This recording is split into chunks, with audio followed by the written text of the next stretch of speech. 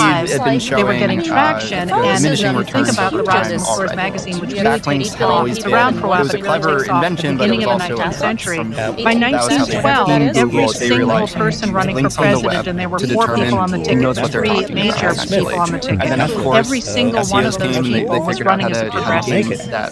So, we can change things, but it partly is a question of covering the extreme media bias that we've had for the last at least 30 years. And on that, let me ask you about this. I'm going to step back because I want to get back to the media. One of the things that you have talked about are the number of challenges that we face today. We are not looking at, in part because of the immediate political crisis in front of us. You mentioned AI, you mentioned climate change. When you think about constructing a new American democracy, which I think is part of the project you're engaged in, although I'm putting those words in your mouth, what do you think we need to take on?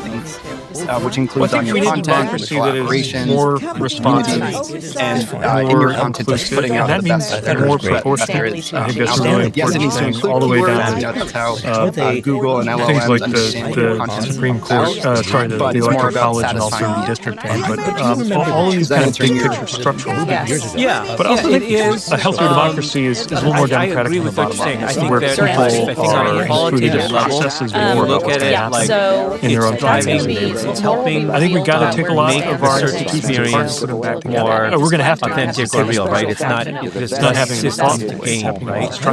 But I think still underlying there's this question though that you think about something like getting the answer right from the Department of LLM, Education, and you're not even I'm passionately against the way they're being demolished. like the I also website think there will be a chance to put them together on different terms. And anybody who's been anywhere near those agencies or any number of others could give you a very long list of things that they very much want to change. Oh my gosh, do I need to be present in the AI overview? I think we need we're better aligned with one of our kind of stakes in the ground functions of authentication, ID, proving you are even before AI. How NCOs were screwed up our ways of doing that. Paper birth certificates and doors, county offices, and organic the social security number, both your ID number and your password, as far as the federal government is concerned. All kinds of things that are just technical design, all the way through to deeply moral questions about what it would mean for the Supreme Court to be focusing on the more responsive showing up to the American people than the way it's to your site, but often now all of that should be on the table.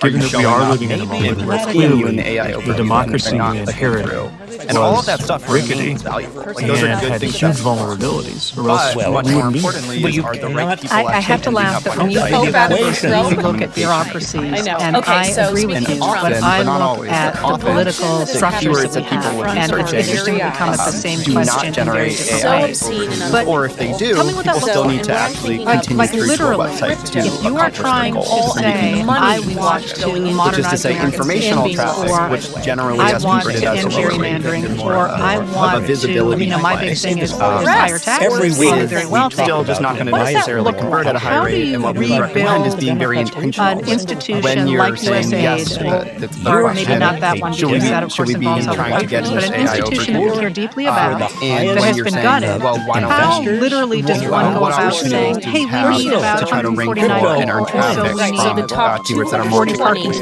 might not have. How does one do that? Well, look, so invited, when I think of a lot of the machinery we have for doing that is Congress has become it's happening in various modes. This is all. That's why I do think it's a little easier to get closer to home.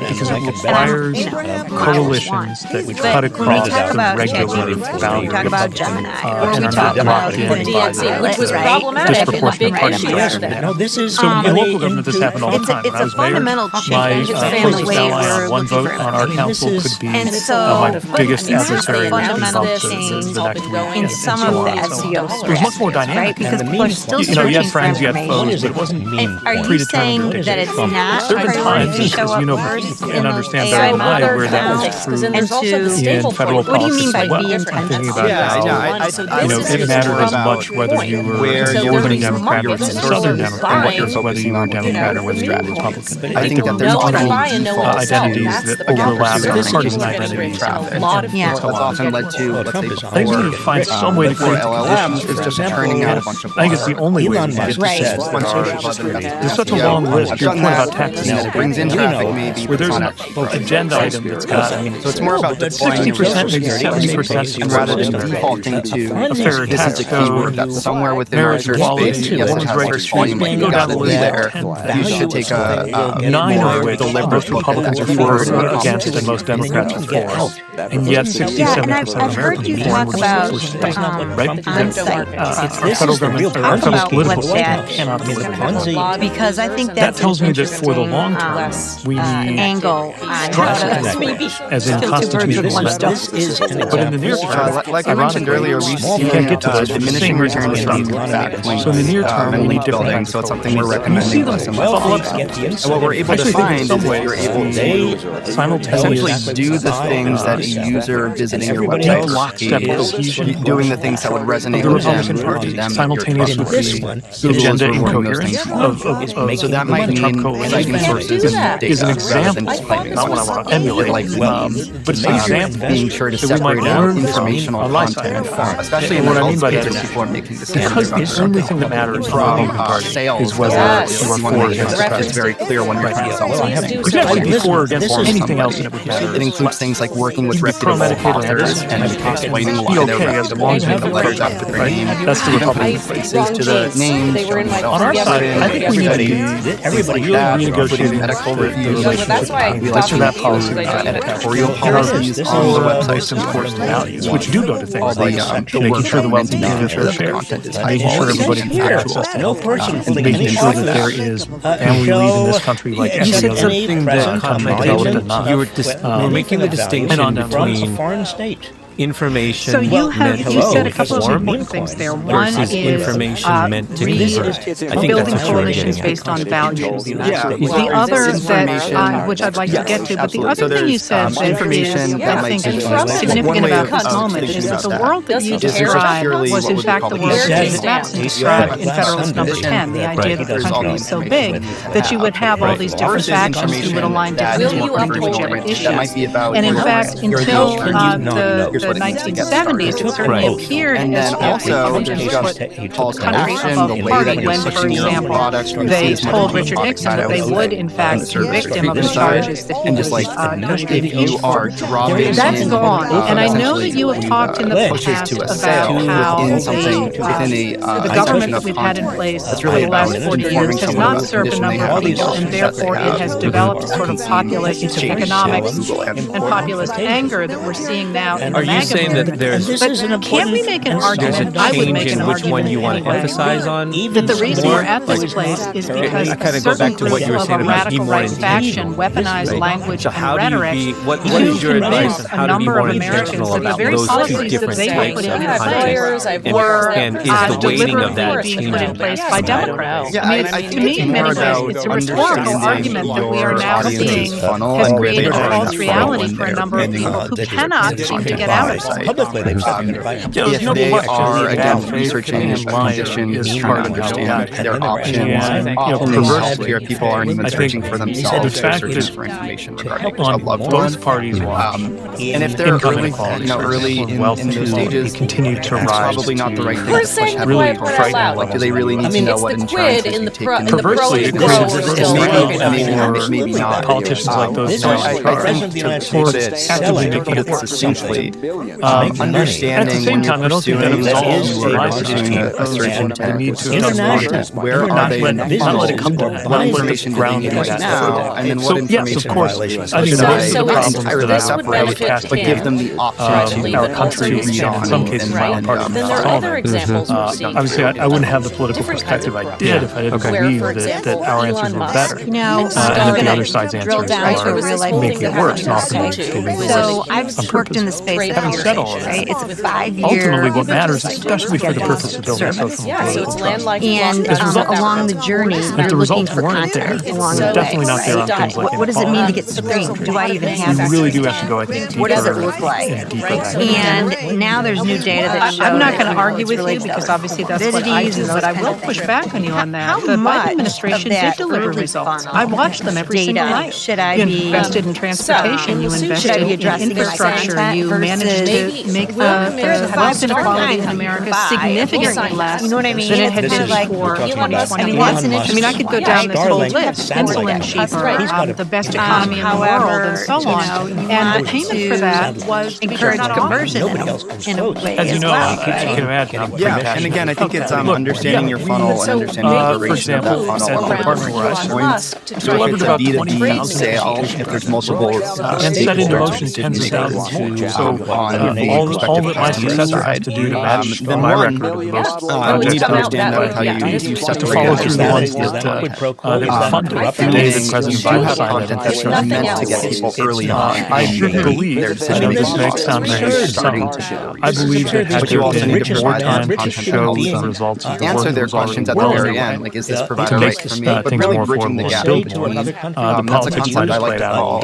Confidence this brings me to the second. As opposed to just being purely educational, the results need to happen, and you don't necessarily get credit for those in one. It's really about trying to understand what is the position of politically toxic for the first few starting years from that it was around, and only now is appreciated and widely family members in a the other part is we need to work through some truly novel problems in our information ecosystem. And then how do we make it answer those very hard questions for in a people to sequential way and right? organize that content on there our are site? people Which is all just to say who are left out of the you should be economic creating content up and down. that happens. I would first part of this decade and don't every create information frustrated content. I do think what is true in maybe the make their majority number one of voting issue yourself being just who's work going to with shake us, things up.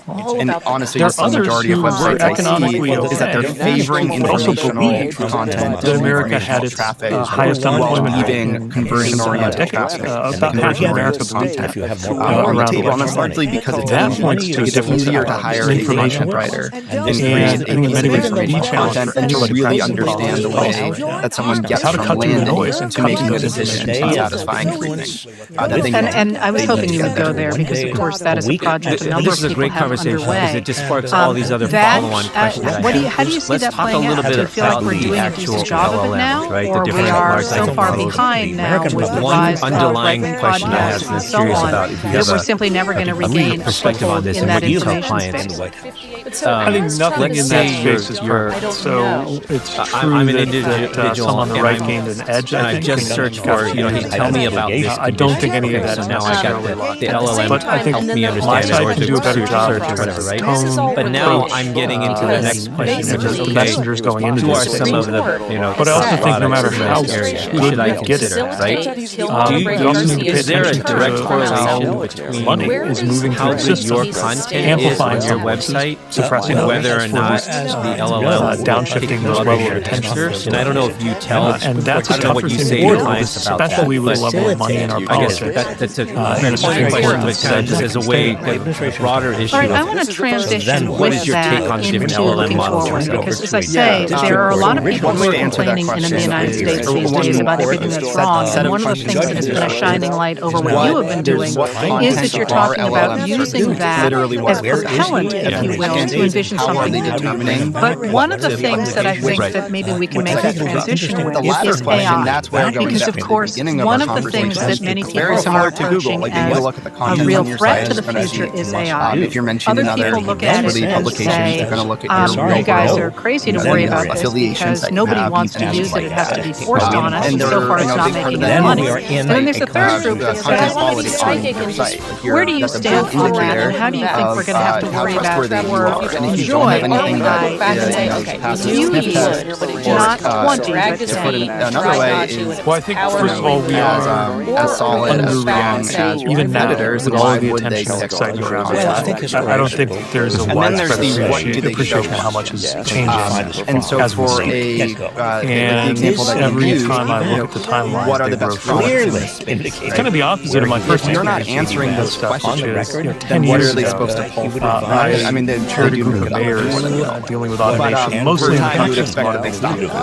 Right. Everybody confidently predicted and you need to be the one that helps them answer that question in the way that you want it to answer. And 7 years later, at a high level for in federal policy working on dealing with these vehicles, and they were still saying they were setting anyway. So we were humbled by that. So what's happening now is a lot of questions that your sales team might get, see a timeline it's adjusted in the direction as well about insurance. And my fear is that this AI conversation really getting into the gritty, mostly the solution discussion that should be interesting to people who think of themselves as interested in tech or informational. I think it's fundamentally got to be a policy and political and moral and economic making sure that you're showing up. In your framing, I guess I would come down on the side of those maybe. So if I'm a marketer in that scenario, I'm not going to be afraid of the lower funnel conversations that a salesperson is mostly a question of what we do. Which is,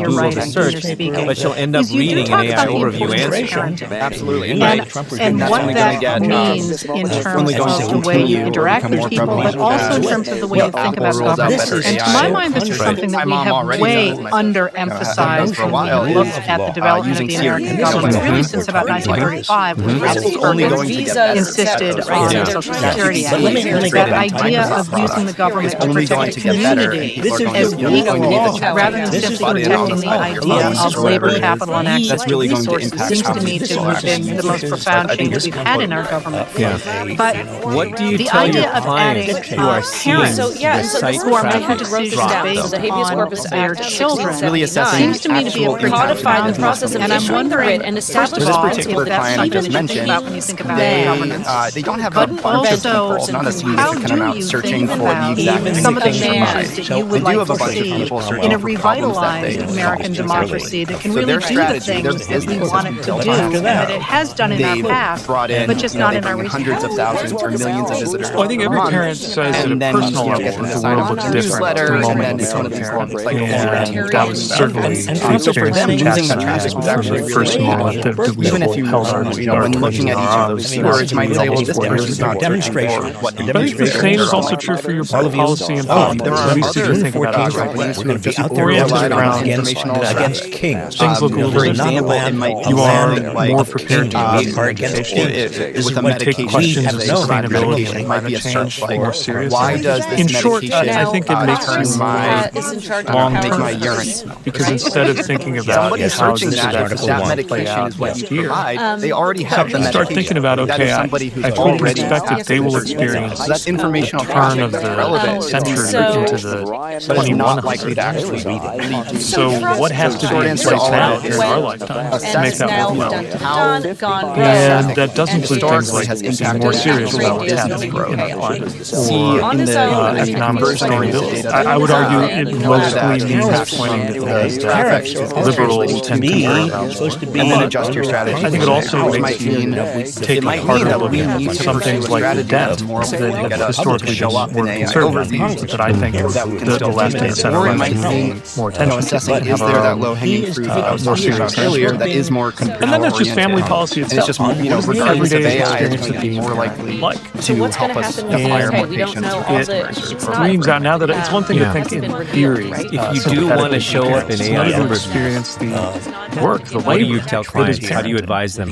And to Yeah, realize it's a lot of the how same things as messed up as SEO. It's like the that unsatisfying it is answer. treated somehow One thing as that we not feel very was less strongly important about because for we've all seen a kinds lot of of reasons, SEO many of which have to do with advertising gender. their AI Historically in this which is country. not SEO. Separate offerings. How can we still be the only country or one of the only countries that isn't providing a don't we national still have system 10% across the for board also? how can we have made it this expensive? We're not even talking about None of that. us really know exactly how kids the to feed and that's just the house nature of the schools system themselves. And if you look at the and then two, as we figure it out, the inflation or what we're the going to find change is the in Venn the cost diagram of between durable SEO, goods, AIO, whatever you want dishwashers, to call it, is going to be pretty close to us. which become less expensive. The same things that Google's been looking which at become are going to less be the things that expensive compared to the changes in the cost content of quality, all the things you need to raise a kid. trust factors on your site and off your site. Education. One thing that we are we've seen that trying to figure out, frankly, how it in pertains ways to that our clients and mean help if you them just look at grow the and average reach profitability you're not seeing the is story. been Worse, you're seeing the story in a way that's specifically to proliferation of forums trying like to have Reddit showing up ways in search of results and also being cited as I'm not going to argue with you. I have three children of my own, and that's the obviously difficulty a of situation actually because you don't want to managing to afford to rear three children is it was mind-boggling when I did it, and it's even worse now. But I wonder what that means for rethinking government. So you've talked, and I want to do some summarizing here. You've talked about focusing on consensus, and you're right, on issues that are not explicitly polarized, Americans agree overwhelmingly. So that's one two-thirds of people for things like online community higher taxes on the wealthy, for common gun safety legislation, and so on, might even be a little bit low. So you've talked about this is building interesting. consensus. People are selling a service. So if I get this working right, at the they're local selling a level service on issues that that people is can't basically really look at and get a different perspective on whether or not they're potholes in the street. I have You've talked about getting out of information silos. into a higher What does search it ranking look like when you talk about using our past to Drudgery create on Google to how to right? make adults. I know in the past you talked about without really the data to Baker prove to your town, but you've also talked about Americans learning about how they're built and how they're coming about. You were talking certainly, as you are actually right now, who are trying to create a new world, trying to bring a new American. Yeah, and then you've got to get nylon, by the way, emphasize when they talk to apply and what they should do to make that happen. The truth of it is, we are all trying to figure out. We can emphasize experiences and results that are rooted in American and AI experience. I personally believe that yet to see on both sides of other history is going to look a lot like SEO. With that being said, also just as important being full of examples. LLMs not showing up there is particularly better. And I mean, the biggest thing of all is we are going to, you can pay us, and we're going to figure out how to courage for leaders along the way with you. Without understanding the darkness of what they were.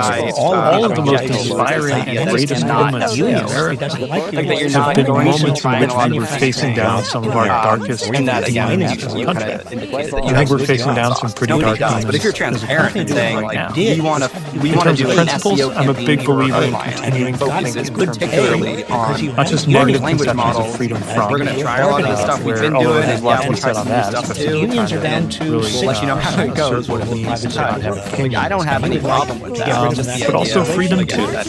What your government needs to look like to give you freedom to and it's worth raise a child and do so from your SEO. The freedom to live a life of your choosing. One of the marketing AI experts I was kind of educating education as a that you get YouTube channel, number of great things guy, you want to do with your life. I've noticed Whether you now want to be a that politician or a for a while now, at the or end an of all artist the or an YouTube engineer video or an clips, astronaut, whatever it's going to be. they'll put a little 30 to 40 second those almost like a kind of little thicker meta forms recording. of freedom versus just He starts the way out by it's been saying, talked hey, if about you're a most of my human, you life, can stop freedom listening. is just about This is for the avoiding AI. a rule or a regulation. And then he just says, I think a really I'm so and so, important I'm way to build expert at this, businesses I just do this. He just lists appeal to all his shared values, qualifications, but also entails very specific it's like policies, he's putting some people right within the video some additional metadata that and it's in the unfolding that argument within the video itself, but he's appending it to the very end in order to the biggest thing I would like Yeah. for people I think that's a great example of is what I want to be careful No, it's a to say ripoff. is It's a that ripoff if you have it. there's no difference between unpleasantness, to put it mildly, pain might be for better. AI China. or and also the other It direction signals is how totally important different. Yeah, and all of the moments in history that we study, acceleration of certain techniques. admire, Like there's no reason why romanticize. we do need what you're describing Well, pretty there, brutal to be in that the would be middle. any less That's what makes him so impactful for interesting. YouTube's ranking out better for worse, we're in one. ranking algorithm. And that should propel us to think more originally. LLMs As come so many along, things get burned it down forces around you to us. think outside the What we box. were And building I think that's an interesting idea.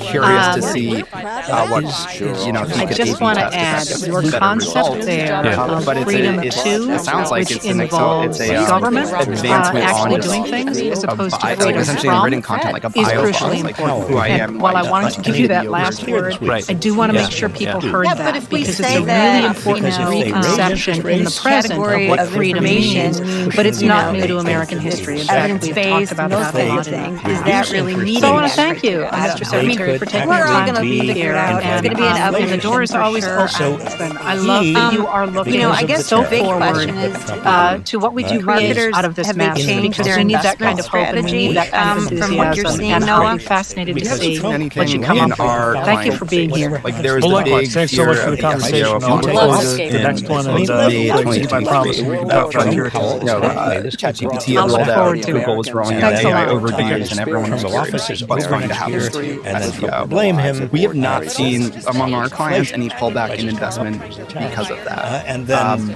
I think there have been periods of hesitation. I think that marketers with decision-making ability within companies are looking a bit more carefully at their SEO investment, which is again why I re-emphasize you don't take the Welcome back. road of running towards impressions and visibility and saying like this is what matters now. The decision maker, they have options like SEO or something else, and if you're not going to at least try to hold yourself accountable to bottom line growth, then you're going to be losing your field more and more. I think with traditional search, they could intuitively grasp the value of our customers are searching this, let's show up there, and the traffic, we expect that was converted. I don't think that assumption is going to hold, at least as strongly as it has in the past. So I think you actually need to run in the other direction.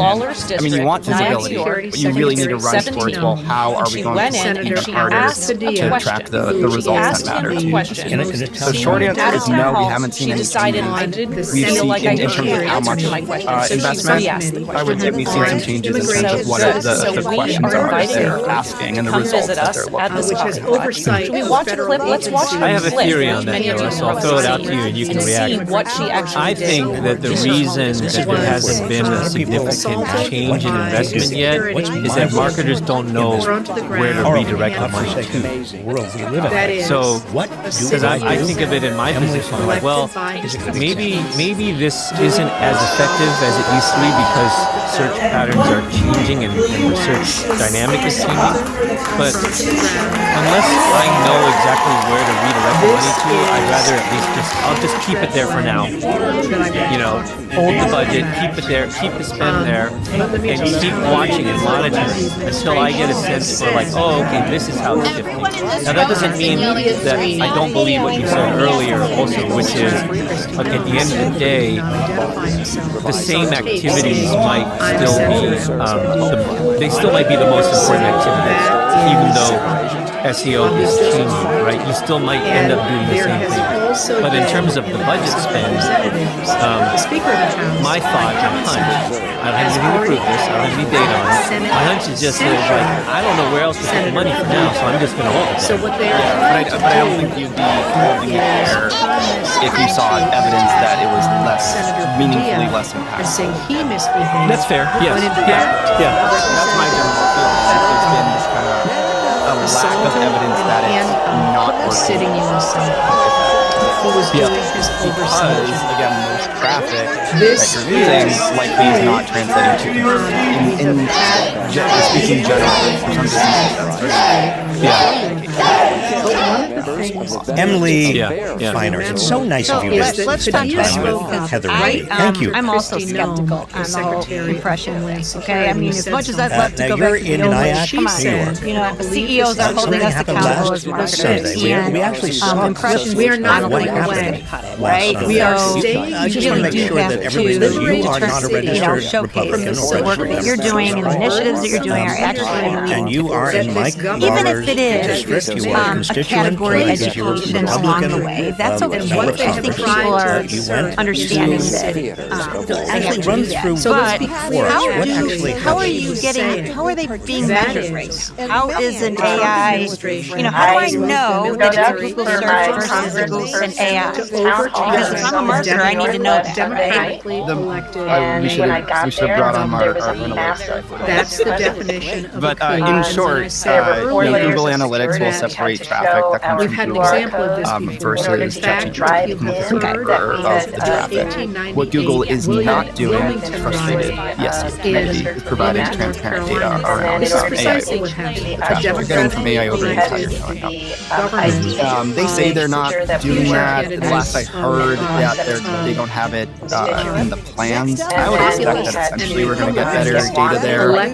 In the meantime, there's a bunch of third-party tools. We use one called Dev. All the major SEO tools, Ahrefs, SEMrush, they're all rolling out their tools for monitoring your appearance in AI overviews. They're worth looking at. They're worth investing in. That's what we use with our clients. You got to be calling out, of the data. Because the three of us were search system and ChatGPT, we're going to all get different answers because it responds to the different answers. And that is only first of all, it's only made more extreme when you factor in search history, location, and things like that. So it's still helpful to track, again,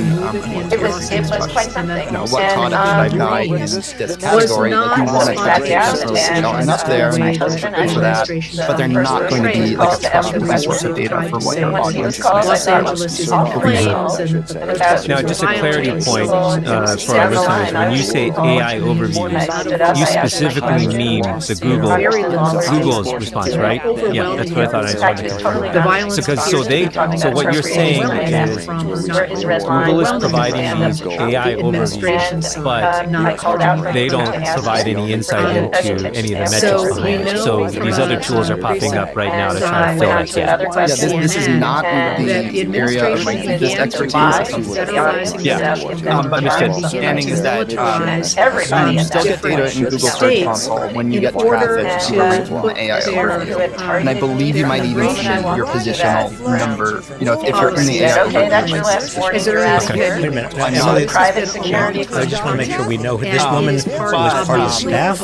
But what they're not doing is separating out. There's no filter you can put in place within Google Search Console to say what is coming from an AI overview and what is just a authoritarian government. They always start to pick on I'll give you one more question, like if it's a real word. Okay, so what I heard you say is what they are trying to do, high quality content is generating SEO and AI generated first of all, let her speak. Which is good for everyone, right? Which is what we should be doing. We should be putting, not trying to game the system. So in this case, Heather probably has comes back and says, okay, I'm trying to make sure I have the time to talk to content. My main question, which means how did it studies, evidence-based work, literally in your body? I mean, I know you kind of really didn't want to go, so you just went back and said, would those carry me out? come into the category of this higher evidence-based or higher quality content that you believe is probably a directional content strategy for that? We talked earlier about on-site trust factor, and if you run your own data-driven study, publish your methodology, results from that, and people listen to it or share it or share a role, and you have smart floats in it, that's great. That is exactly the kind of thing that Google's looking for. Because again, it's not the game ability, but thinking about what would impress you if you were visiting a website and saw content. If they run their own study, that's probably a good indicator that they're a legitimate organization, especially if they have And then on the PR side, often what we'll say to clients these days when they come to us and say, we want an SEO package, we want it to include link building, we'll say, well, how badly do you want it to include link building? What we'd honestly rather have you do is redirect that spend. Did you know that you were being difficult, that there was actually a video takes a long time, diminishing returns to something like PR, which serves a dual purpose. It's great for SEO, obviously great for just pure public relations, and Jennifer, actually to just get better results from it. The press that you do get, the links that you do get, whatever it might be, are likely to be higher quality because they're again more authentic and well understood. All right, that reinforces my drumbeat strategy. Were you surprised when the tape went I guess viral? Barb, in a way, that's an example maybe of where some of the old school tactics PR right now can perhaps carry a little bit more weight than before, right? So not impressions. You get the impressions, the business community in your PR, and guess what? Now you come up as trusted service. So far, that is not trusted source material. Yeah. Well, no, this has been a great conversation because I think this is an area where this is not going to get simple. I think this is going to be a topic of conversation for a while in the marketing community. Podcast I listened to just talked about it again this past week. So I appreciate you coming on. But are worried.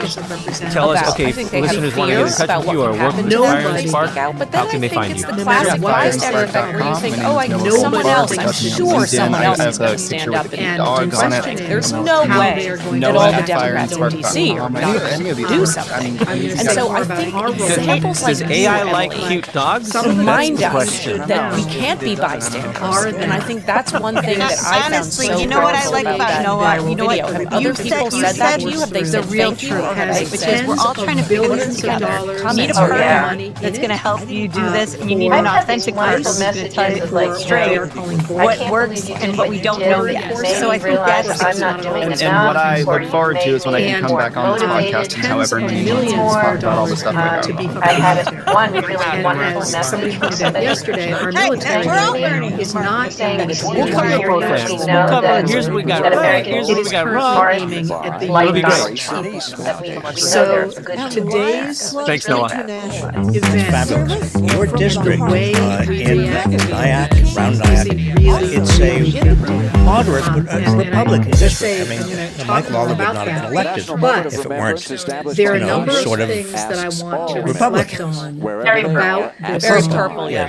So, Hey everyone, welcome back. It's another episode of the Market and Share. Thanks for joining us. I'm Alec, your host, and with me always is my co-host Barb. In your community. How you doing, Barb? Does it include people who all right, we're talking about be brands, independent, right? Is this topic? politically. Yeah, actually, the topic is we have a great expert in this field, Todd Allard, and he actually is a longtime colleague of mine back in the day from BBDO and from the agencies because you know your and he was actually on incredible Wrigley. I was on Sizzler at the time. So since then, he's actually moved into retail spaces. But we're talking about brands today, and we're talking about when brands go Did you get and when brands stumble. And the fact of the matter is sometimes it's an external factor. Sometimes, any product recall or something. Sometimes it's something we've created. I think it's the Bud Light campaign that went south, right? Sometimes it's all about maybe a broken trust or something else in the marketplace. Sometimes it's like a competitor that's come in and swooped in and changed your whole business dynamic. Whatever the way down, right? Whatever happens with brands, they need a fix, and they need somebody to take them from flatline to resuscitation really quickly. And this leader has got a lot of experience on turning around brands from trauma or stumbles, what have you, and resuscitation. And I think that's kind of an interesting topic, both for B2B and I think that you have contributed. Yeah, I think I'm looking forward to this conversation because I'm not a brand marketer. I'm just going to say that up front, right? Brand obviously is something that you typically think of when you say marketing. First off, probably you just come to mind as brand, right? But I don't consider myself a brand marketing expert, right? I'm really more about on the B2B side, about positioning, messaging. But there is a lot of brand that is part of that. Hey, Oklahoma has a what is your what do you want to be known for? You have to be able to articulate that really, really well. And if you do that, that becomes that is part of the brand. So democracy. I don't know, maybe I just talk myself social work that in a way I am a brand marketer. I just don't ever think of myself in that way. In terms of like, sometimes I think people think, oh, brand, it's just the process, it's the logo, it's the color, it's the logo. Really no, it's opposite of that. It was so other people say about she, of course, she kind of went about. I mean, she doesn't. She said it happened so quickly, and I wasn't fully aware of what was happening. So this will be fun because what do you do in those situations where your brand has gotten tarnished or something has happened, whether it's external or internal? That's a really interesting topic. Training. That's what we did. She did it. All right, cool. Where they were and this is sort of like governors of some of the states that are standing against Trump. He actually said democracy and it's doing the welcome to the marketing protesting. Hey guys, I'm here. I mean, the fact that she was asking secondary questions, and a great old friend of mine, that is Todd Allard. Hey guys, please, Todd, answer the question. Hey, we're doing a fun kind of reminiscent piece today, and it's really about the world of brands, right? And we know that every time we have a touch point with customers, we either detract from our brand or we enhance that brand. And that's the topic today. It's really about brands go wrong or flatline, as they say, and how we resuscitate the brand. This is what's happening in business halls. I mean, we've been hearing about it, you've been saying about it, just talk to someone that's there who also watches our videos. We've all experienced it. Whether brand trauma is happening on the outside outside, more like and a more lot town of halls around the country where people are being problem, or if it's really a self-inflicted, think about, the campaign at Bud Light. Because I think Yes. one of the There's always been trouble being canceled. Mike Johnson, Speaker of the House, said So to Ted, his Republicans, welcome. You and I worked together begin by years ago picking at two BPO. why? Because people are Tell us a little bit about it. Someone might ask a We worked together. question. It's democracy. Someone might hold us accountable. We I don't was want to be in on a risky democracy. big break here for sure. And Tell us about your Heather, career journey and thank you again. That where brings you're us at to the now. end of Well, another from our jumping off Saturday point Coffee at Club. BBDO, It's like I actually our spent time with three other agencies. 72nd or So I went down the street to Footsong and then spent the better part of 12 years with two agencies in Minneapolis. Like 300 years we've done Campbell this. Thune, there we go. Yeah. I can't even remember. Campbell Michael Thune and Lahaus, but after the agency you world, are great. I got tired of trying to Emily convince others Finer, to do what out there. otherwise I wanted to do. In So Nyack, I jumped thank you for client joining side us with today. Best Buy. And When I all had of an you, opportunity to go I over hope and be that a part of Emily Finer at the time fortifies was you inside if you need fortification agency in terms of they had a you fully being an functioning ad activist and a agency, and that was a citizen. good way to transition, I think, from Demanded, the really world of demanded advertising into the corporate setting, and then eventually Trump moved administration to the and marketing every one team of your Best representatives Buy. and senators and After Best Congress Buy, I respond worked to for you. a couple of different They work for specialty you. retailers. They work for Emily Amazon, Finer. They work for all of us. We don't work for them. Remember that. And then an education company that was in the career education space with campuses all over the country. Trump is not a And then most recently finished up with a startup fintech platform in New York City. And now I'm a fractional CMO working with companies here in the Twin Cities that need my help. That's awesome. That's how we reconnected again, right? Through the fractional coffee talk chat. But it's pretty clear. I started in the client side, same as you, in-house marketing. So that's kind of interesting. We get kind of a view of both worlds, I guess.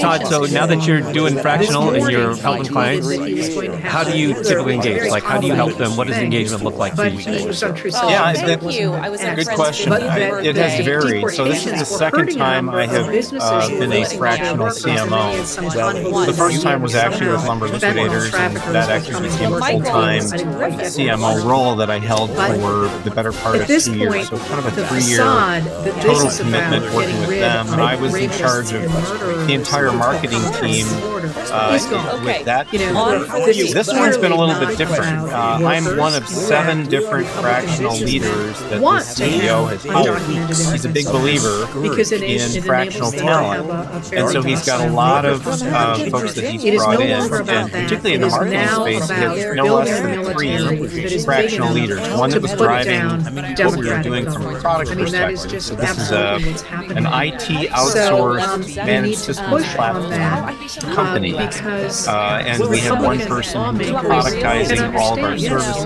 We have another person who is kind of a CRO or chief revenue officer who's driving both kind of tactical day-to-day marketing as well as the sales team. And then what I was brought in to do audience and then building a brand experience that we can deliver consistently to win those customers over and over again. That's really interesting that you have so many fractional leaders there. They really embrace that. I don't think I've heard of a company that, what you said, 7, including yourself? Correct. I think that's pretty unusual. I think that's atypical. So kudos to him for trying that. Yeah, and I think he has been through a couple of different transitions as a CEO, and has certainly caught wind of the fractional movement as he was in transition. And like I said, he's a believer in that. And he wants and needs, some high caliber talent that for this company they would probably not otherwise be able to hire. But bringing us in on a fractional basis allows him to do that.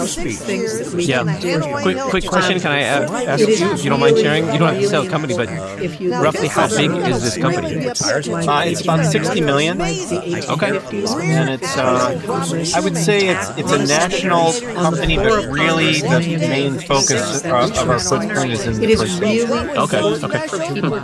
That is fascinating. I have to admit, I haven't heard of that. About how one of the first times I heard it. And there's a debate around that. That could be a different podcast for sure, right?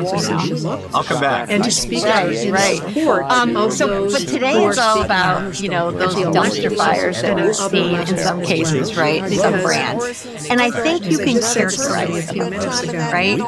And the first one, I'm gonna start us off, right? Because it's an old example. And I'm gonna start us off with when brands lose trust, right? And I'll just give you an old one.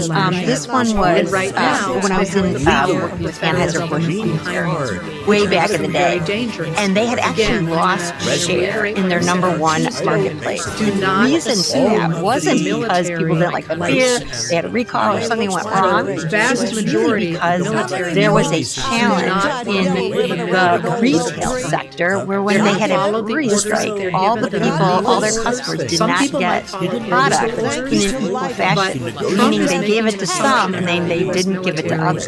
So really it was a retailer issue that they didn't want to carry the beer. So that was a brand and a trust issue, if you will, right? And what they did to actually get back that trust is they put a lot of money into the marketplace. We were in that marketplace at the time.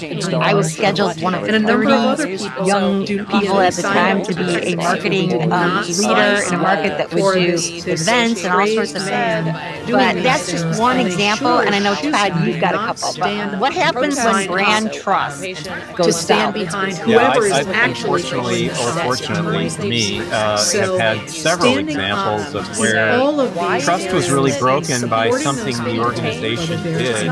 And then I was brought in to help dig out from the hole that they created to then reestablish, as you said, trust in the brand and in many cases the traffic that was coming. Because a lot of these were retailers. To make it really clear, and ultimately putting their trust in the organization to, in many cases, spend quite a bit of money on the products that they were selling. So one of those was and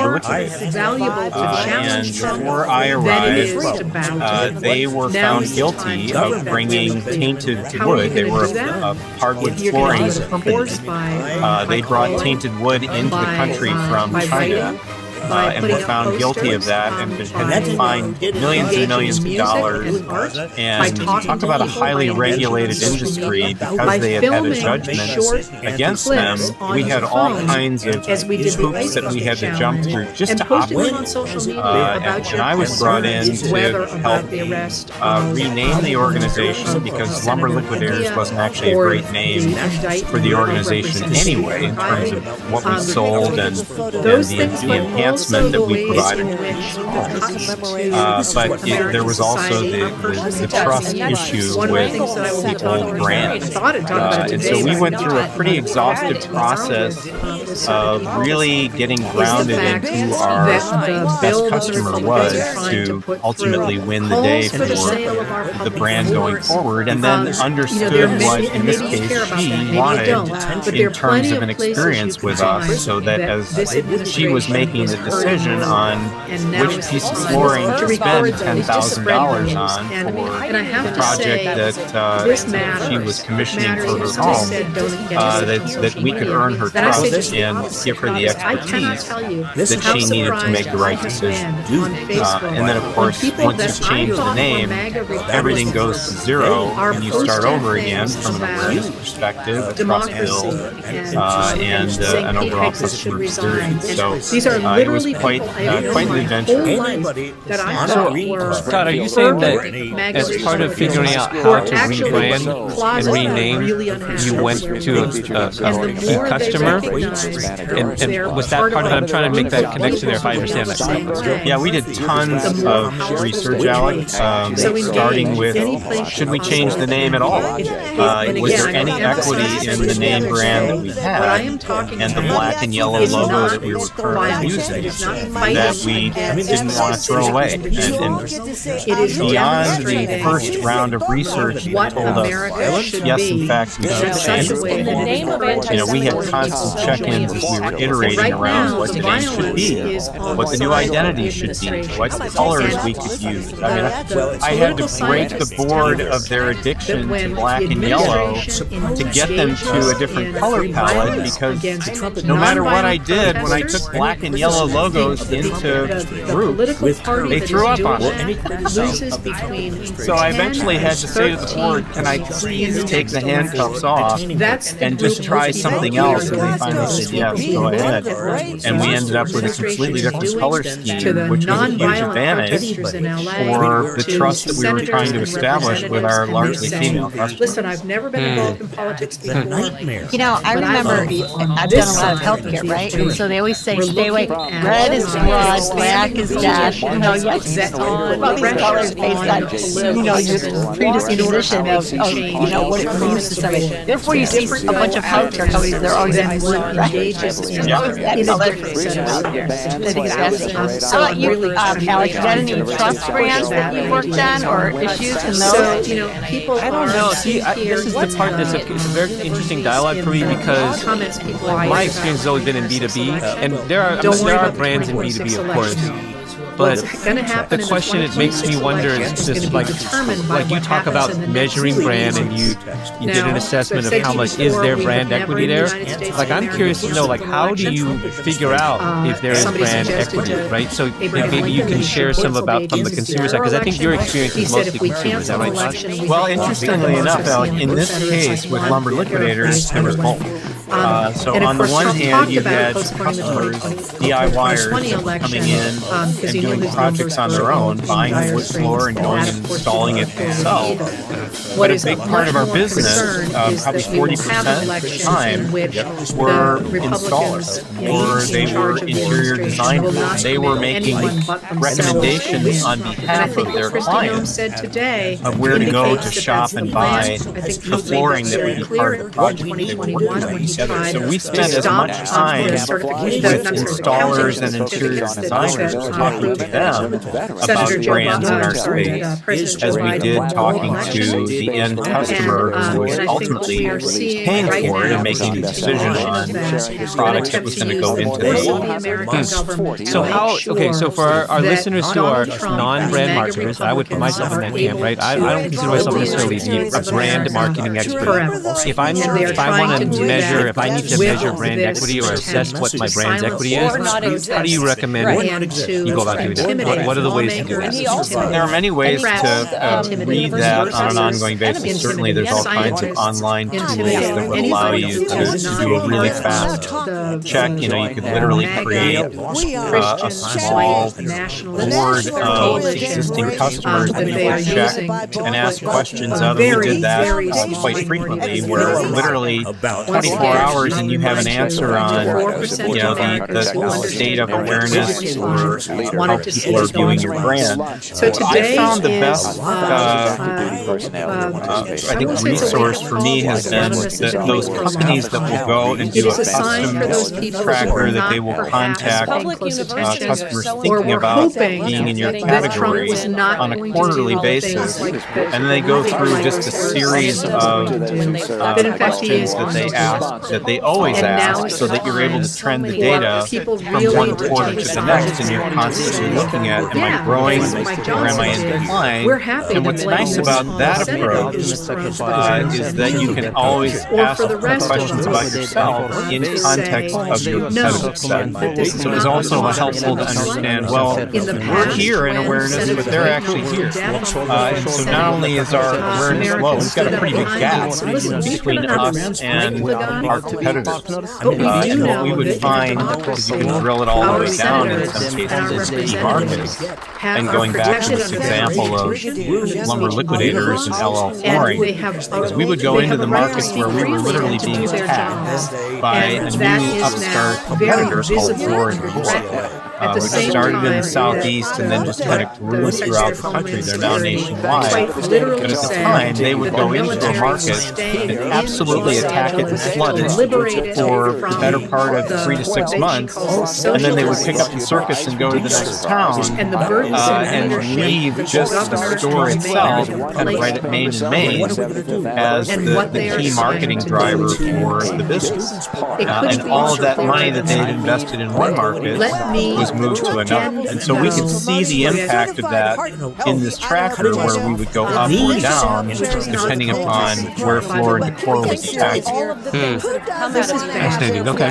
And it's going to get worse. I had an example too where, honestly, you know, if you're actually in the healthcare space, right, you need trust more than anything, right? That's like the huge trust. So the question is what kinds of trust you have. In some cases, right, you might have had an academic point of trust. In another case, you might have been the trusted person to provide consistent care over it.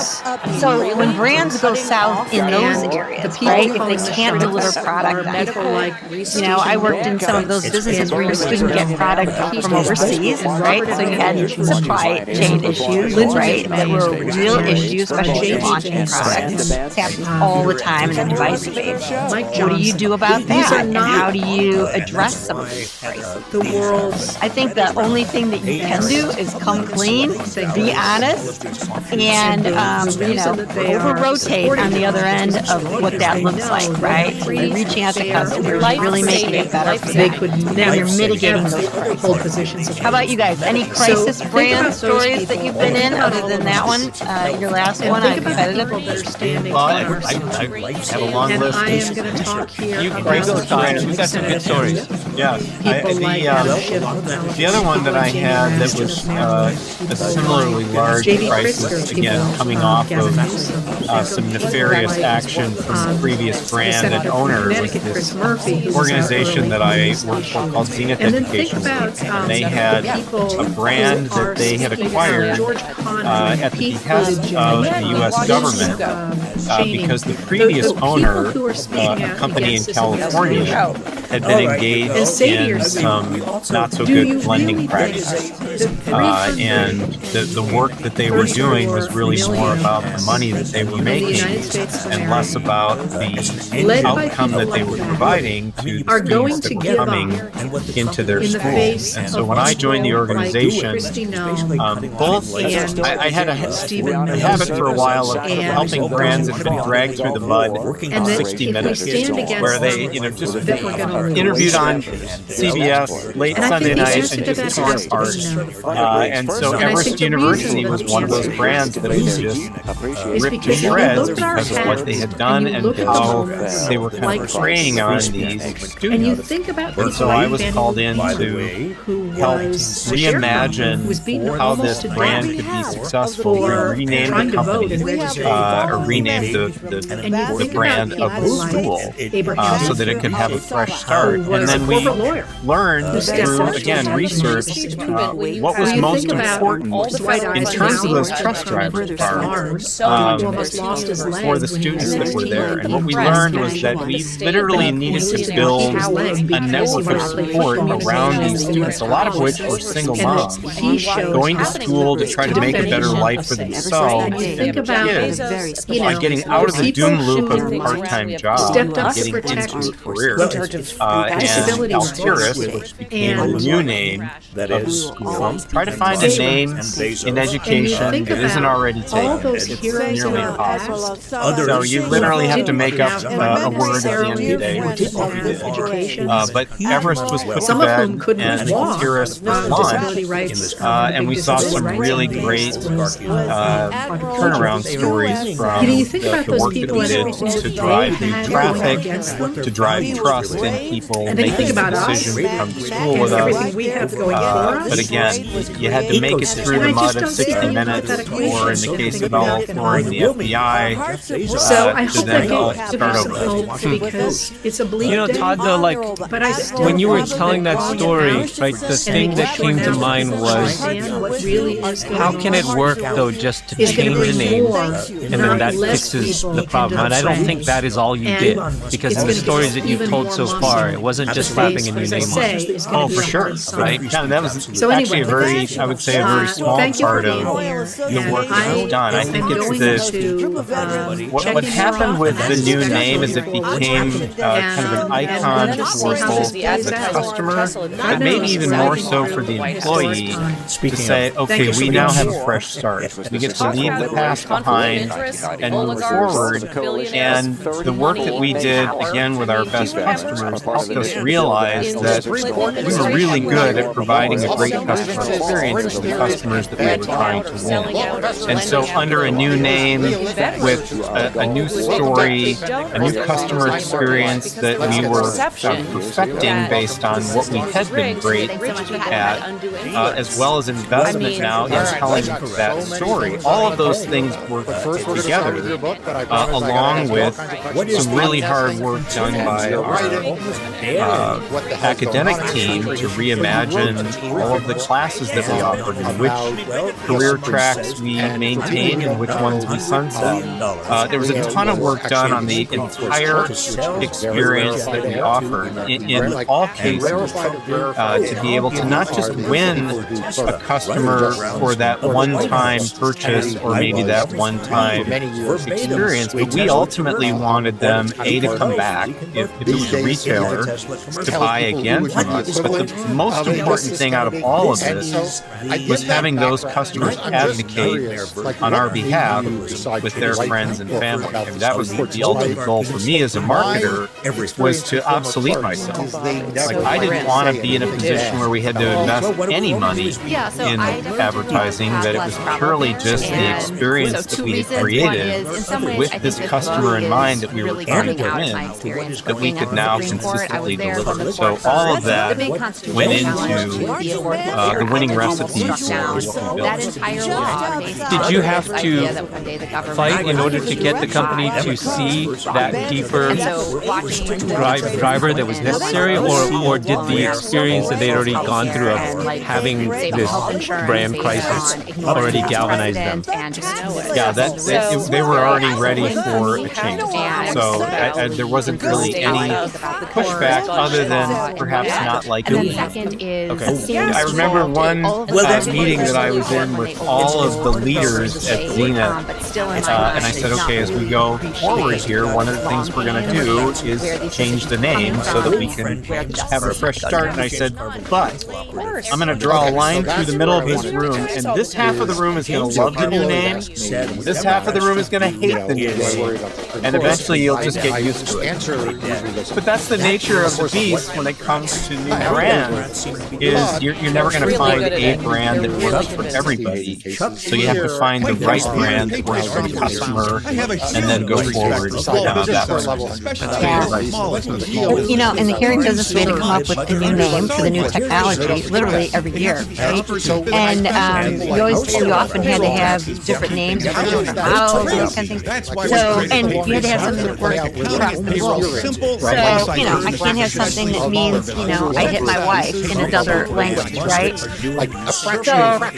I mean, coming up with those kinds of names and that kind of regularity of creativity over and over again, I feel for you. You know, you make a really great point that you cannot put things out into the world without checking all of the, you know, escape hatches here. That you're not going to fall into a hole without knowing that that means something inappropriate in another language or another culture. You've got to do your homework and make sure that you've got the right solution to go forward.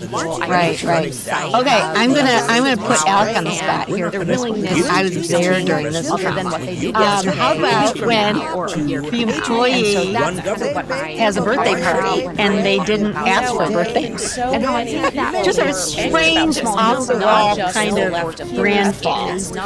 Yeah, and honestly, so we've talked about this before on some other episodes, when we've been talking about a PR crisis. And I think that this scenario here is probably more of a PR crisis.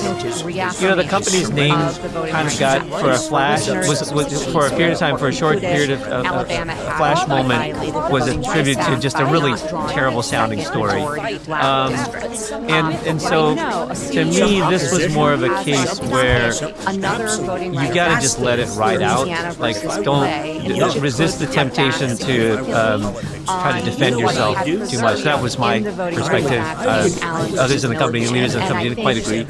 But I think at the end of the day, it did eventually peter out. But it just, for that period of time where this story flashed, it just sounded terrible. It sounded awful, right? I mean, the story, if you recall it, because it reached like international levels, but it got picked up on international news stories. But it was a company where Barb and I were both at, and some employees wanted to throw a birthday party for one of their coworkers, and he kindly asked, "Hey, look, I don't want that attention, and it would cause me undue stress. I just rather stand low key." And they still did it. And there's some miscommunication there. So I don't want to make a story more worse than it is, or anything like that.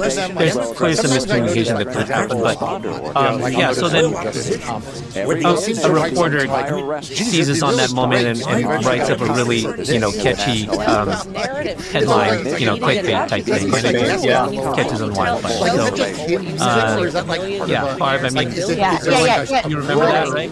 I do. And honestly, I don't want to make you go through the pain, because I could feel the trauma in your voice talking about it. But truthfully, this is a situation of today's world, right? When something goes wrong today, I'll give you an example. In the old days, we had a promotion for a product like this, that when you open this can, it was supposed to pull out $1, right? It was a cool promotion. Well, it didn't work. The technology worked, and a bunch of these dollars fell into the cans. It was going fast. In those days, it was a bad situation.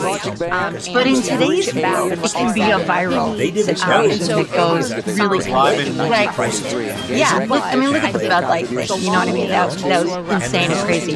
Anyway, regardless of what the trauma is from your company, we all go through it. And companies sometimes do this themselves, unbeknownst, right? That this is going to have some future effects. I'll give you an example. In that category, mid-sized restaurant, right?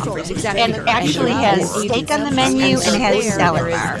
All of a sudden, the steak and the salad bar work really well for that restaurant, right? And they start to grow their business. It's really exciting. And so more interesting things are on the salad bar in that restaurant, right? More interesting things, more meats going on. All of a sudden, instead of ordering them together, they move completely over to the salad bar, right? And they stop ordering the margin steak business that was in their business, right, to begin with. Now, what's the matter with it? Is that a strategic change that you made? Is it an evolution of something that sounded like a good product idea at the beginning, and then all of a sudden you find yourself in this, oh my gosh, 90% of my business is in the low margin side of our brand. What do you do in those kinds of cases? I mean, in that case, we were all probably traveling on that brand together, thinking, aren't we great? We've got a new menu item, it looks terrific, and then all of a sudden you find yourself in this situation. I mean, that was one of the businesses I went to. Think Ponderosa, Sizzler, and those kinds of brands, they all kind of experienced that around the same time. Now, that's a structural issue, but guess what? It became a marketing problem, too, because they switched agencies and so forth. Did you pull back then from the promotion and end the move to the salad bar, or did that become a runaway freight train? Well, it was so hard because they fell in love with the salad bar, right?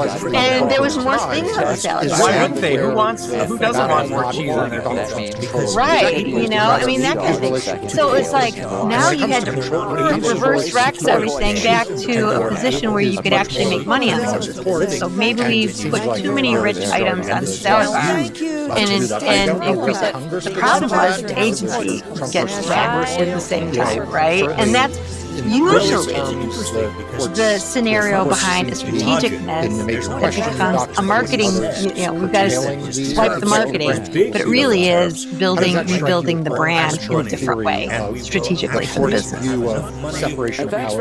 That to me sounds like an example, Barb, where your marketing got too creative and got too out on the edge and tried to do something. It worked, but it worked in a way that wasn't good for the business. Unintended consequences. Yeah. That's the unintended consequence. And you're traveling along it thinking this is great, right? You were there during the food cost conversations and the whole thing. But when you kind of step back and look at it, it becomes, and that's an issue with margin, right? So let's face it, let's bring this into today's world. Have you ever been in a business that is selling more of the margin products than they are selling, more of the low margin stuff than they are selling the high margin, right? And what do you do about that in the branding area? You guys had that one? I've had it even in the B2B space. So when I was working in the automotive aftermarket auto parts business, the real margin in that business is in the hard parts that you and I can't shop because they're all categorized by vehicle make and model, and it would be unshoppable to put it on the floor. So what's on the floor are the things like wiper blades and wax and there's a lot of kinds of things you can otherwise buy at Target. So trying to drive that part of the business is often difficult, and those are the things that happen when the car breaks. It's not just regular maintenance, although like brake pads or something like that. So we actually built a loyalty program that was designed to drive that hard parts customer in the store on a much more frequent basis. And again, we learned through research that we had done that these customers were shopping in our category probably 10 to 12 times a year. We were only getting one, maybe two of those visits. They were going to other auto parts stores, they were going to dealerships, junkyards, you name it. They were going to all of these other places. And so we wanted to give them an incentive to come to us. And in our case, we had the problem of having grown up through acquisition, so none of our computer systems talked to each other, which ended up being a good thing because the loyalty program that we created then, by definition, had to be a point-in-time program. There was no accumulation of points, which is your typical construct for a loyalty program. But the good news with that is that the incentive that we gave people was immediate, and their opportunity to use it for their next visit was also immediate. However, what we found, not surprisingly, is that it impacted margin. And eventually, I think we tried to tune the program after it was kind of outrageously successful in its first couple of years to pull some of that margin degradation out of the plan. And I think it really upset then the balance of what it was driving, which was more traffic, more SpaceX. So it's oftentimes you do have those unintended consequences, and you're trying to thread a needle between a frequency driver of traffic and customers coming in and profitability. And oftentimes one has to win and the other loses. I totally hear that. Okay, let's talk about a couple of examples that are probably less sympathetic and maybe closer to home, right? These are more, when you come in as a fractional, these are more typical, right? When you're in the sea of sameness of every other brand, what is that? What are some of those examples? We really have to break this. This is the one we see all the time in the fractional world, right? Yeah, this was not something I ran into fractionally, but it was the same brand that I just spoke of for the loyalty program. So the automotive aftermarket parts business is that sea of sameness, and people go to the car parts store that's closest to their house. That's the default. And there's lots of them, and you have to decide as a customer, am I going to make the easy right-hand turn into AutoZone? Or am I going to turn left and go across traffic and go to O'Reilly or to Advance or Napa or Pep Boys? I mean, there was just a multiplicity of brands that we were up against that, there's really no difference between us and everybody else. In fact, people were so confused by our brand, Advance Auto, and AutoZone, which also started with Advance. They would write checks to AutoZone in our store. Because what the heck, it's the same, it's almost the same color and nearly the same from a naming perspective, so they would get confused. So we ultimately then decided to really direct that brand towards a much more focused audience. So if you think about the demand curve, the pig and the python is where all of the brands in that category tend to focus. And we decided we were going to focus all of our efforts on the front end of that demand curve because that's where all of the guys that were doing the really sophisticated repair jobs live. And it's also where the margins lived in the category, which is great as well. And so really telling a story with that customer as the focus and then reimagining the customer experience for that customer to really send them the signal that we were in the business of taking care of them first and foremost, allowed us to, at the time, temporarily turn around where the business had gone, which was in a pretty negative direction. That brand has since kind of ebbed and flowed, but when I started with the company, the stock was $30. When I left, it was about $200. We figured out a way to drive the business through that heavy car guy customer by focusing on them and focusing everything that we were doing on them. Now, that didn't mean that if Barb walked through the front door and said, I need a set of wiper blades, that we wouldn't have helped her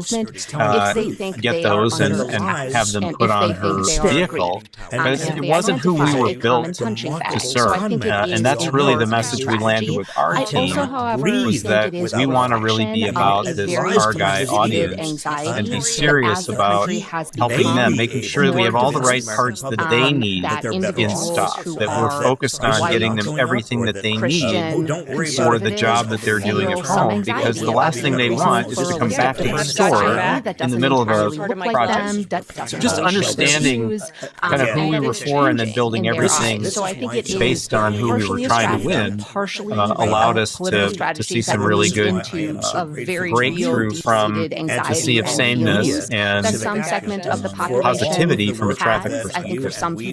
That to me sounds more like a brand repositioning.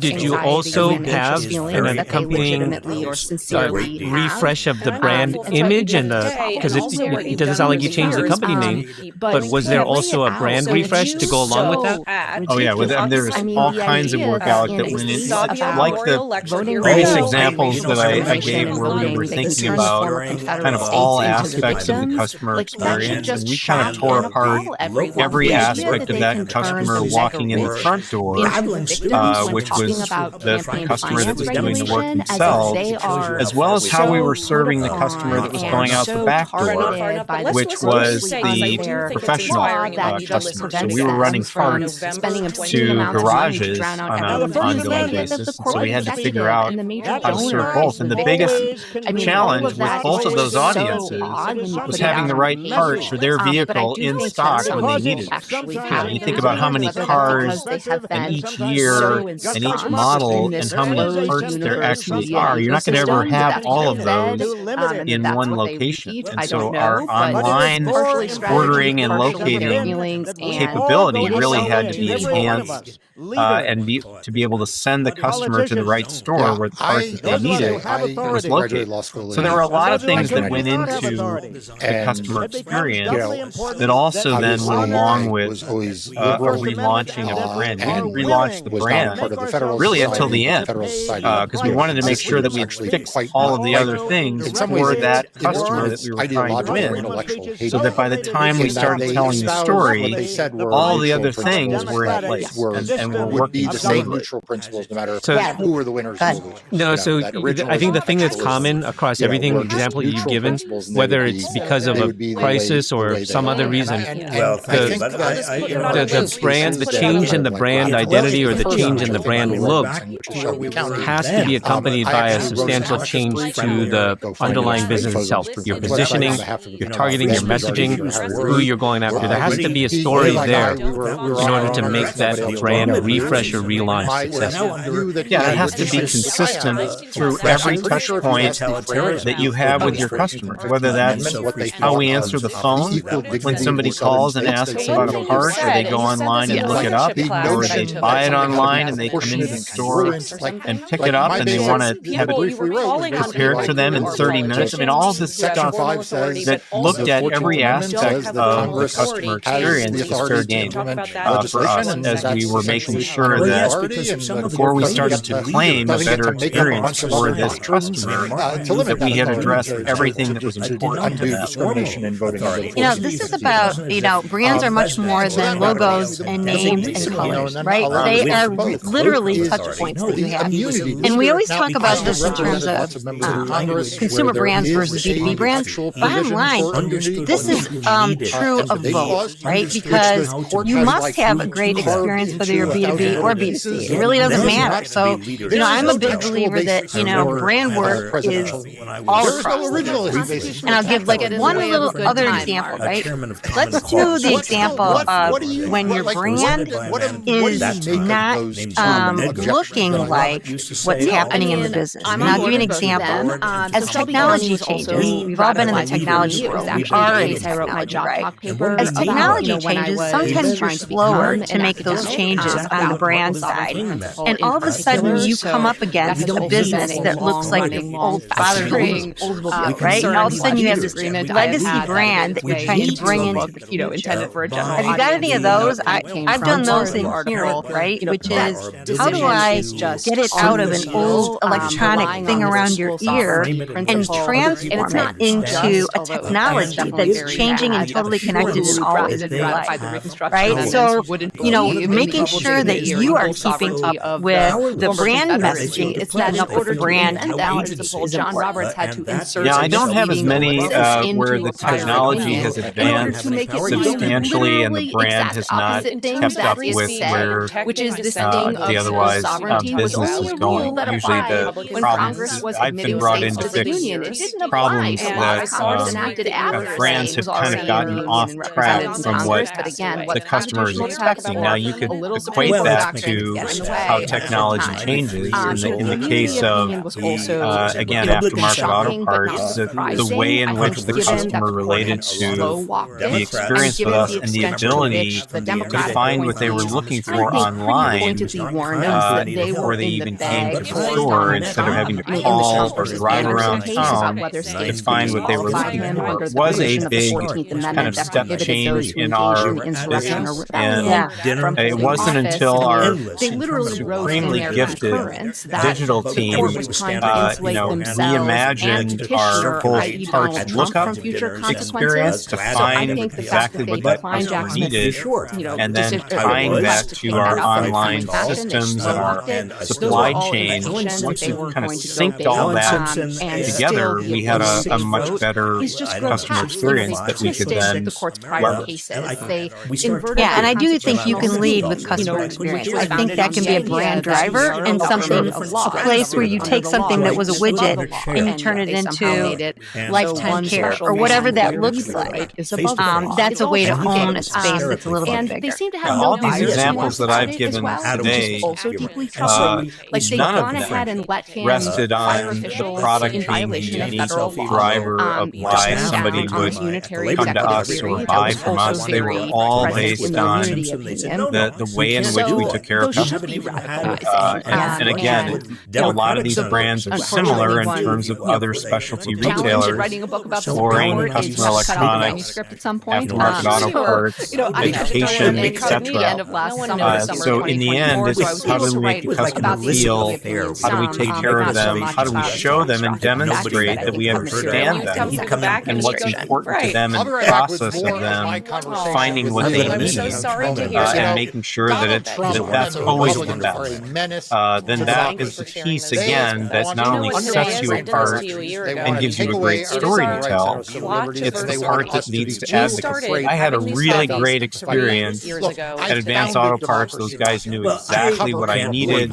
They had it in stock. And I bought it online, went into the store to get it. It was ready in 20 minutes. I walked in, got it, and left, and I was able to go back to the garage, which is where I really want to be. All of that becomes fodder for customers then doing your marketing for you. 52 years.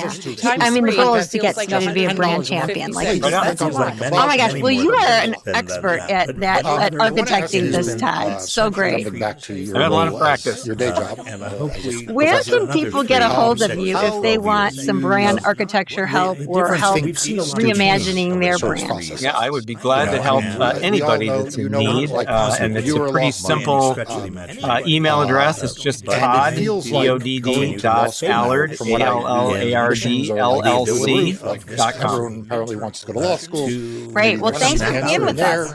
Thanks for coming on board and sharing your experiences. We appreciate it. Great to talk to you. Thanks for having me.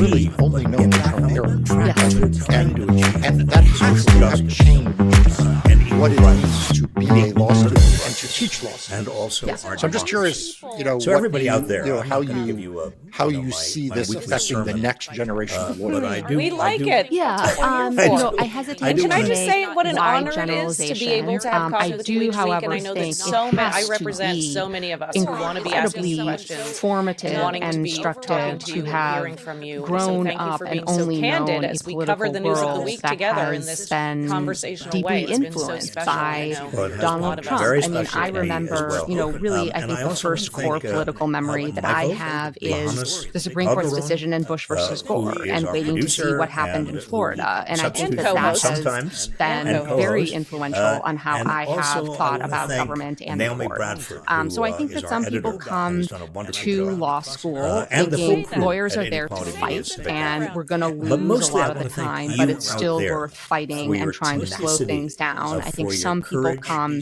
and want to change things and engage in more systematic, systemic change. I think there are still some people who come to law school and think I'm not going to have to concern myself with this. And I think the initial period of the Trump administration has been disabusing them of that idea, as they have destabilized public service, as they have attacked law firms, you name it. There's just no escaping kind of our politics right now for people who are engaged in the practice of law. So, and of course, there are some people who are excited about, what is happening and view it as an opportunity. I don't exactly know what this generation of lawyers is going to do, when they are further into practice. But I have no doubt that, what they experienced and grew up with is definitely going to shape their views. When you say it and I'm curious, since you undoubtedly coach your students on careers and write letters of recommendations and clerkships and the like. One of the things that Professor Klarman said to me, which just shocked me, was that the practice, which was very common when I graduated law school, and since you clerked for Justice Kennedy, apparently was still going then, of judges and justices hiring law clerks with a little bit of heterodoxy. Yes. Not every law clerk for a liberal justice or judge would be a liberal. Not every clerk for a conservative judge or justice would be a conservative. Law professors would would be solicited for recommendations from conservative students if they're liberal, vice versa. He painted something, at least at Harvard Law School, that sounded, in his experience, a little more bleak, that it has become much more ideological. And I wonder if that doesn't also negatively impact the judiciary, where it's just like everything is like separated from the get-go. That is definitely my experience. I mean, at the Supreme Court, there's just no non-ideological hiring. And I think the ideological hiring... They don't hire... Didn't they use... Some of them used to hire one clerk of the opposite. Some of them would famously hire a counter clerk. It's just not a thing anymore. It's absolutely not a thing. And that has also become more prevalent at the Court of Appeals. You know, there are certainly still some Court of Appeals judges who are just not interested in ideology, you know, or who are affirmatively looking to hire someone, you know, with a different perspective than they have. But there are today many more who just want ideological allies than there used to be, you know, when I was applying for clerkships. And yeah, this is going to have horribly negative effects on the judiciary and I think the legal profession, because now people are being credentialed based on their ideological leanings and political views. And so the class of people who have been able to, or who are going to be able to have this experience of seeing the Supreme Court up close or seeing the courts of appeals from behind the scenes are going to have that, right, in many cases, just because they have the right political views. And that is not a great system when we are thinking about how to train the next generation of people who are supposed to be enforcing the rule of law. Community, you can also help. And you also spent a small amount of time at a big law firm, WilmerHale, one of the firms that fought against Donald Trump. And you are now at a university, which I don't know if your particular university has been targeted by Donald Trump yet, but you have seen the administration target large institutions, media organizations. You're a very prominent media figure yourself with an award-winning podcast.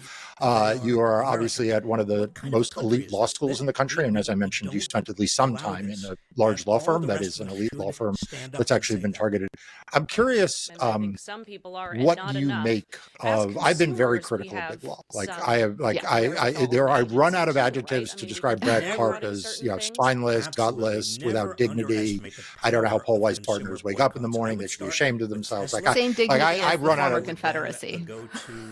Yeah, right, exactly. I have lost ways of expressing disdain for those who have capitulated to Trump. But I'm curious, you know, like I said, you sit at a university, and I'm sure that's, you know, how do you process his attacks on the pillars of democracy, these large institutions? Yeah, I mean, I think that is partially how I process them. I think in the lead up to the second Trump administration, I did a lot of reading on comparative autocracies, you know, and how countries slid into looking superficially democratic when in reality they operated like autocracies. And that oftentimes involved effective takeovers of educational institutions, right, and destroying the independent bar or destroying the independent media. And so that is the register in which I understand the attacks on law firms, higher ed, media. They are all attacks on sites of independent sources of information and sites of independent sources of authority, possible mechanisms of checking an abusive executive branch.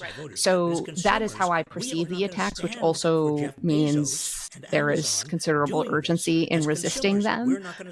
You know, do not have either like the luxury or the misfortune, depending on how you look at it, of being, you know, a decision maker for a large institution. You know, all I have is like what I choose to do kind of with my own time and profession. And I happen to think that, like, as a professor, I'm in a relative position of luxury. So, you know, I am going to keep on keeping on. There was, you know, I think there is always going to be some concern about what they might do next. But I just think that when it comes to particularly professions that view themselves sincerely as performing an important function in society and government as upholding the rule of law, like, if you think that and if you believe that, then you actually have to behave that way when the rubber hits the road and when it actually comes at some cost to you. And you've talked about there's still power. So I just want to press you on one small part of that. So you said you have the luxury because you're a professor, but, you know, you're at a university. Do you feel pressure, like either internal or external or, you know, like subtle, about how you do your job? Like, do you worry that Donald Trump will hear your podcast or read your? He'll never read your book. You don't have to worry about that. Yeah. Like, but do you worry? He doesn't read. But do you like? How does that affect you at all? Yeah, so I don't feel pressure from the institution to change what I'm doing or to censor myself. I do watch with some concern how MAGA and the Trump administration just sometimes identify, particular critics and just attack them on social media. During, I think, the first Trump administration, there was a group that put together a mock list of individuals they wanted to warn might be potential judicial nominees in the Biden administration, and my name was on that list, even though that was never going to happen. But it was shown on some right-wing media, and I just got a barrage of absolutely horrible, messages, some of which coded as threats, and that was not fun. My podcast co-host has testified before the House Judiciary Committee and Senate Judiciary Committee and was basically shamed and yelled at because of some things, very harmless things that she had said on the podcast. So, I think the reality is that, of course, the choices I am making, right, are going to close some doors, right, and they come with some risks. But those are risks that I just feel like I have to be willing to just kind of suck it up and bear right now. So you referenced the thing I wanted to end with discussing with you, which is you are also a pioneer in the area of media. Democrats right now are looking for the new Joe Rogan, and I'm happy to be interviewing among the candidates for I don't think anyone would identify me as the Democrats' Joe Rogan. You and your co-hosts started Strict Scrutiny in, I think, in 2019, right? Yep. Yeah, and we're very early to podcasting. Now everyone wants to have a podcast. Now everyone has a podcast on YouTube. But you all recognize the power of this form of journalism, which it is, to educate, to inspire, to advance political positions, legal positions, and I'm sure you guys must sit back and sort of, both congratulate yourselves, which you deserve, an enormous amount of congratulations, but also have a lot of wisdom about what the left is generally not doing right in this space, because there is a lot of discussion in the ether about the sort of collapse of legacy media and the relative advantage that the right has generated in the podcast new media space. I'm just curious what you make of all of that and what your secret to success is. What happened at yours? Yeah, our secret to success is we believe in what we're doing and we enjoy doing it. And what we believe in is messaging about the importance of people understanding the Supreme Court and what the Supreme Court is doing. As far as, more general lessons, what the left or Democrats are or aren't doing, I mean, some of it is, I think just a failure among Democratic political officials of being unwilling to fight, unwilling to meet the moment, and generally, not being willing to take a stand and just feeling like they need to run everything through some sort of political calculus that is based on what the polls say right now, rather than recognizing their own power to shape public opinion and to move public opinion. That's just my own personal view of the Democratic Party. I think there has also been an unwillingness to recognize the moment we are in. This is true not only of how they look at the Trump administration, but also of how they look at the Supreme Court and their willingness just to mindlessly defend institutions that have fundamentally changed and are no longer institutionally equipped to protect our democracy. So those are some of the failings. I think that the search for the Democratic Joe Rogan, though, just misses some of what Joe Rogan is, which is he's not an engine for generating information or theories, in the right-wing ecosystem. He just amplifies them And so I think the search for like a Democratic Joe Rogan just misses that aspect of the misinformation or disinformation media ecosystem on the right.